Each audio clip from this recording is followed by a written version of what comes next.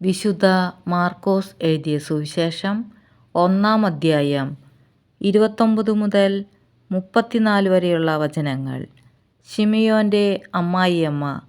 യേശു സിനഗോഗിൽ നിന്ന് ഇറങ്ങി യാക്കോബിനോടും യോഹന്നാനോടും കൂടെ ശിമിയോൻ്റെയും അന്ത്രയോസിൻ്റെയും ഭവനത്തിലെത്തി.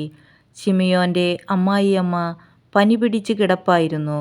അവളുടെ കാര്യം അവർ അവനോട് പറഞ്ഞു. അവൻ അടുത്തു ചെന്ന് അവളെ കൈക്ക് പിടിച്ച് എഴുന്നേൽപ്പിച്ചു.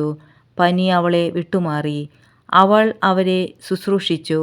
അന്നു വൈകുന്നേരം സൂര്യാസ്തമയമായപ്പോൾ രോഗികളും പിശാചുബാധിതരുമായ എല്ലാവരെയും അവർ അവൻ്റെ അടുത്ത് കൊണ്ടുവന്നു. നഗരവാസികളെല്ലാം വാതിൽക്കൽ സമ്മേളിച്ചു.